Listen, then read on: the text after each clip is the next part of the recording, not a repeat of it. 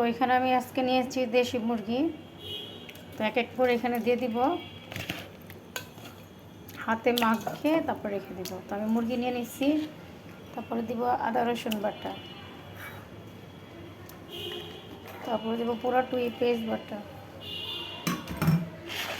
তারপরে এখানে এলাচি দারচিনি সব দিয়ে দিব, তারপরে একটু লবণ দিব, একটু স্বাদ মতন হলুদ দিয়ে দিলাম,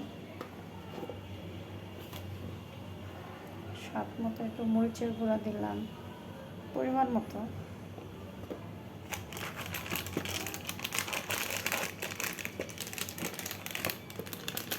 সাথে আছে একটু রাঁধুনি গুঁড়া মশলা মুরগির, এটা একটু দিয়ে দিলাম। তারপরে একটু হালকা তেল দিয়ে মাখবো, 10 মিনিটের মতন রাখবো মাইখা। সুন্দর করে মাখতে হবে।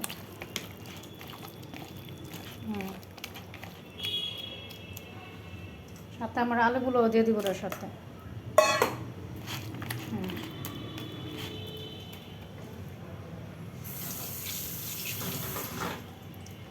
এখন কড়াই বসাই দিচ্ছি, তেল দিয়ে দিব।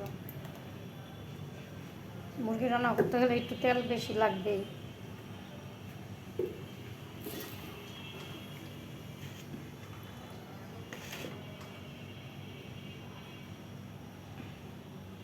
তো আমার এখানে মাখানো শেষ, আমি সব কিছু দিয়ে এই মাইখা রাখছি। এটা একটু 10 মিনিট একটু দমে থাকবে।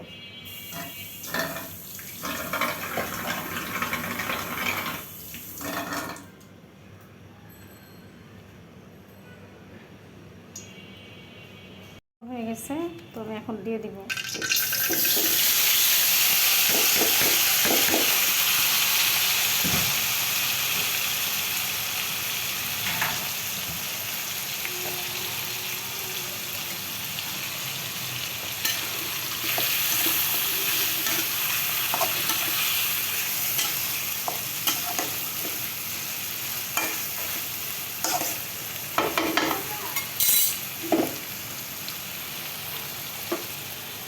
এখন ভাজা দেব।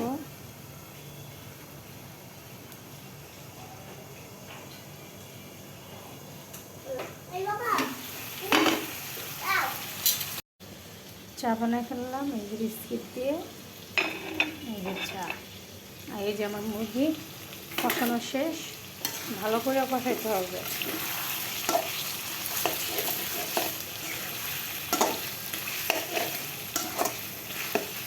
কষানো শেষ হয়ে ভালো মতন কষানো শেষ হয়ে এরকম করে তেল তেল ভাব আসবে, তখন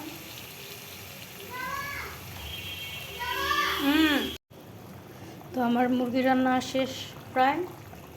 অনেক সুন্দর গ্রান বাড়িয়েছে, হাত দিয়ে মাখা। তারপরে এরকম 3টা কাঁচামরিচ দিয়ে দিবেন, সাথে দিয়ে দিবেন একটু জিরার গুঁড়া।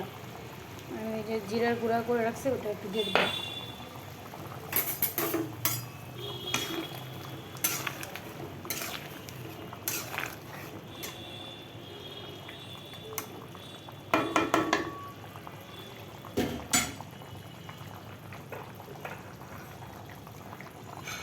আর চা খাবো। বিস্কিটটা খুবই মজা, সত্যি কথা। এই যে চা ডুব দিচ্ছি আর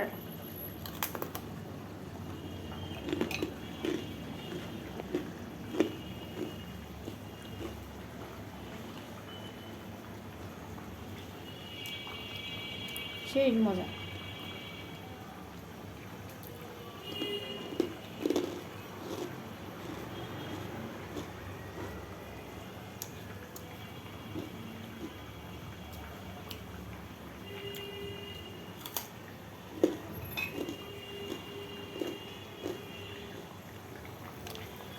যাই হোক, আমার চা খাওয়া শেষ, তো আমার রান্না করাও শেষ।